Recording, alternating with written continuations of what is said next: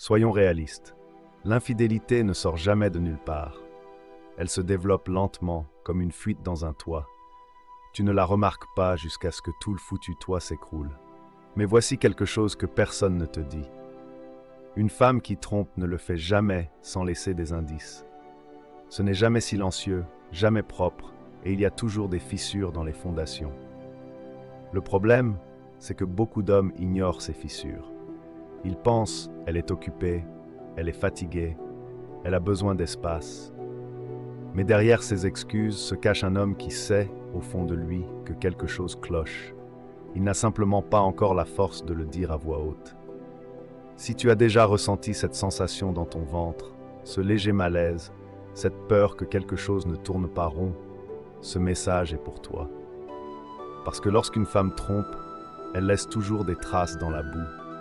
Et aujourd'hui, nous allons les suivre une par une. Mais avant de plonger dans le vif du sujet, n'oubliez pas de laisser un like pour soutenir cette philosophie et aider la vidéo à atteindre plus de personnes. Si vous êtes nouveau ici, un grand bienvenue.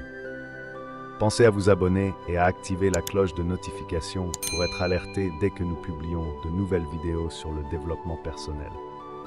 Un grand merci à ceux qui l'ont déjà fait. Allez, sans plus attendre, c'est parti!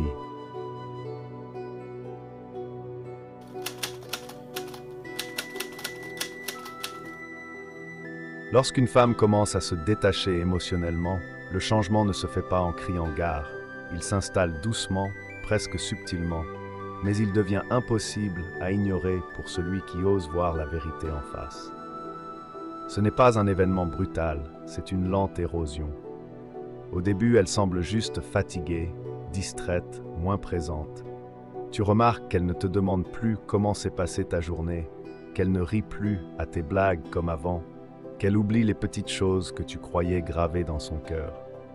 Et quand tu lui fais remarquer, elle te retourne la situation avec des phrases qui sonnent comme des justifications. Tu te fais des idées, c'est juste la fatigue, tu es trop insécure.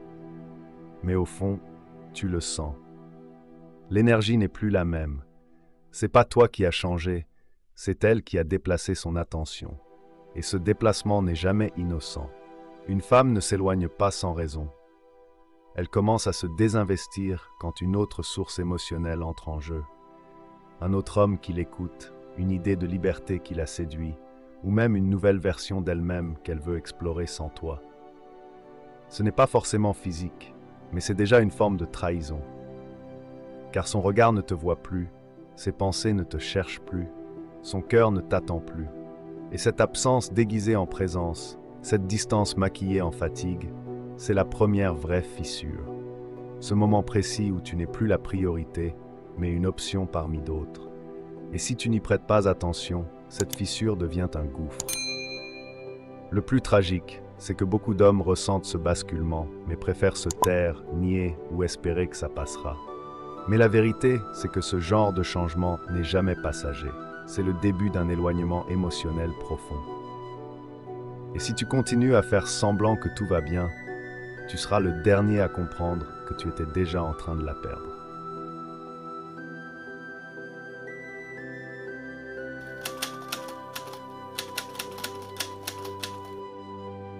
Ce signe est peut-être le plus sournois, parce qu'il ne fait pas de bruit.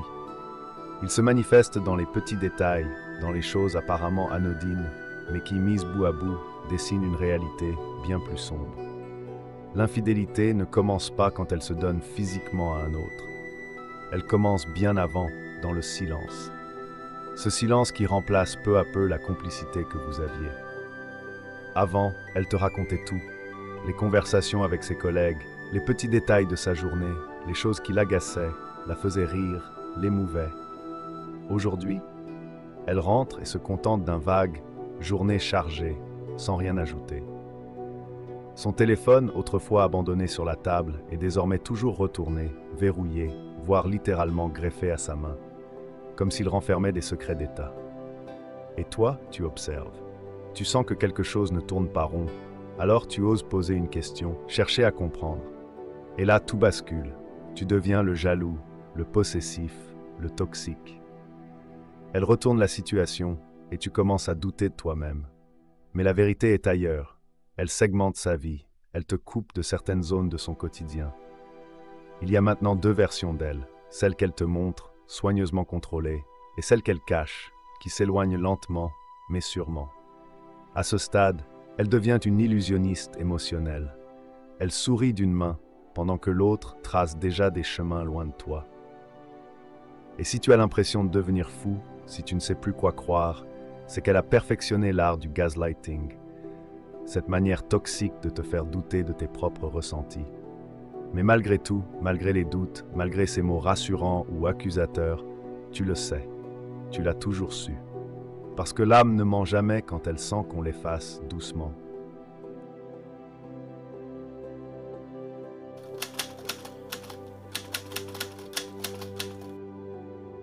Ce signe est brutal parce qu'il touche à ce qu'il y a de plus intime entre deux êtres, la connexion physique, celle qui devrait être le prolongement naturel de votre lien émotionnel.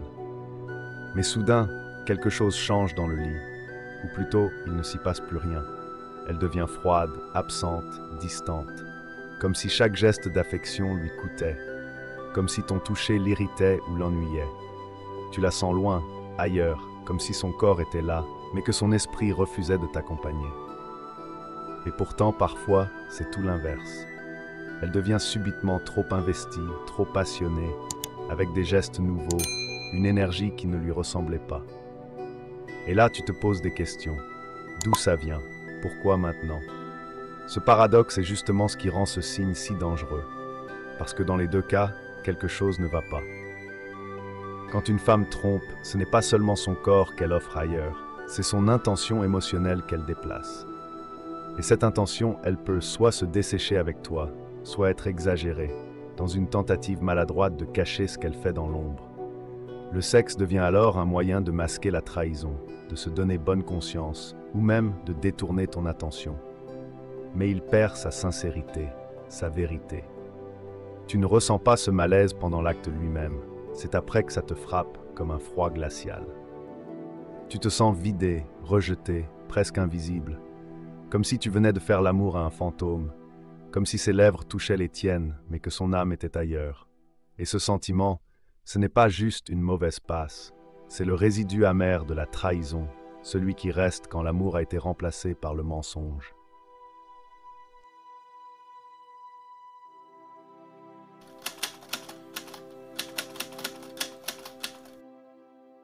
Des conflits qui n'ont aucun sens, mais qui prennent soudain des proportions démesurées. Tu as oublié de répondre à un message pendant que tu conduis. Elle te reproche un manque de respect, comme si tu avais commis une trahison nationale. Tu as laissé une simple assiette dans l'évier. Elle en conclut que tu ne l'écoutes jamais, que tu la négliges, que tu ne fais jamais attention à elle. Mais soyons clairs, le problème n'est pas le message ni l'assiette. Le problème, c'est ce qu'elle porte en elle. C'est du déplacement émotionnel. Elle ressent de la colère, de la frustration, de la culpabilité, mais pas à cause de toi. Elle est en guerre avec elle-même, tiraillée entre ce qu'elle fait ou ce qu'elle envisage de faire et l'image qu'elle veut garder d'elle-même. Alors elle projette ce conflit intérieur sur toi. Elle te cherche, elle t'accuse, elle dramatise chaque détail. Pourquoi? Parce que la culpabilité est inconfortable et elle refuse d'endosser le rôle de la méchante. Elle retourne donc le scénario, c'est toi le problème. Tu es trop distant, trop froid, trop exigeant? Parfait. Elle peut maintenant justifier son envie de s'éloigner, voire de regarder ailleurs. Ce n'est plus une trahison, c'est un moyen de se retrouver, de se sauver. C'est du gaslighting émotionnel déguisé en émancipation. Ne tombe surtout pas dans ce piège.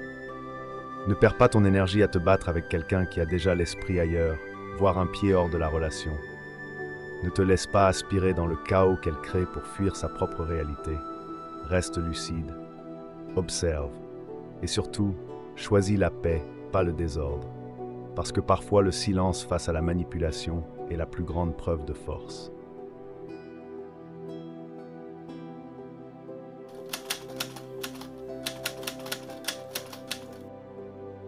C'est celui qui fait le plus mal, parce qu'il ne crie pas, il murmure. Il ne te frappe pas en pleine face, il s'insinue doucement comme un brouillard, jusqu'à ce que tu te réveilles un matin en te demandant où tu es vraiment dans sa vie. Avant, elle parlait de projets à deux. Des vacances ensemble, une maison commune, un avenir construit main dans la main. Mais un jour, sans prévenir, ce futur devient flou. Elle ne dit plus nous, elle dit moi. Elle ne parle plus de quand on partira ensemble, mais de son envie de voyager un jour. Elle ne parle plus de votre futur appartement, mais de ses réflexions sur un déménagement. Et surtout, elle parle de croissance personnelle, de guérison, mais jamais en t'incluant dans ce processus. Tu ne fais plus partie du plan, tu es effacé.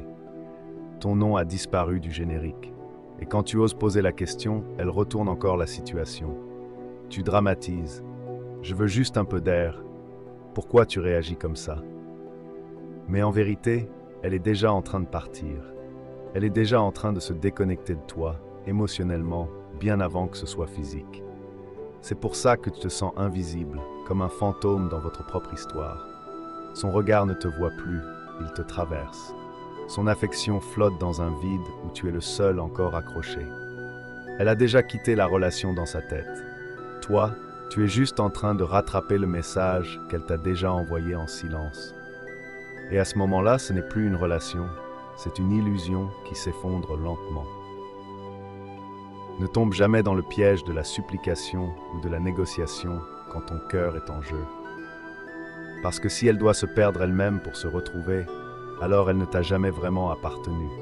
Tu n'as été qu'une étape, une illusion passagère. L'infidélité n'est jamais un acte soudain, un coup de folie impulsif. C'est un processus insidieux qui commence bien avant le geste. Une femme ne trahit pas au simple moment où elle touche un autre homme. Elle trahit au moment où elle se déconnecte émotionnellement de toi, où elle ferme la porte à toute tentative de reconnexion sincère. Les signes sont toujours là, sous tes yeux, dans ses gestes, ses silences, ses changements.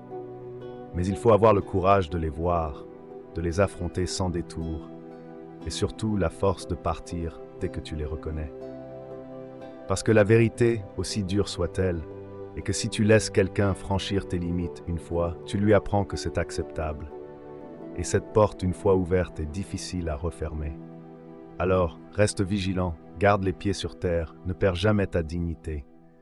Souviens-toi qu'un homme digne de ce nom ne supplie jamais pour rester dans un endroit où il est expulsé émotionnellement. Il sait quand partir, il sait quand tourner la page, parce que le respect de soi est la fondation de tout amour vrai. J'espère sincèrement que ce message vous a été utile. Félicitations à vous d'avoir parcouru cette vidéo jusqu'à la fin.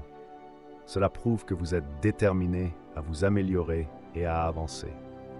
Si vous avez aimé le contenu, laissez un commentaire pour nous le faire savoir. Et si vous ne savez pas quoi commenter, écrivez simplement « clarté » pour montrer que vous êtes allé jusqu'au bout. Si vous n'êtes pas encore abonné à la chaîne, qu'attendez-vous? Abonnez-vous dès maintenant et rejoignez notre communauté. Merci pour votre attention et à très bientôt, guerriers.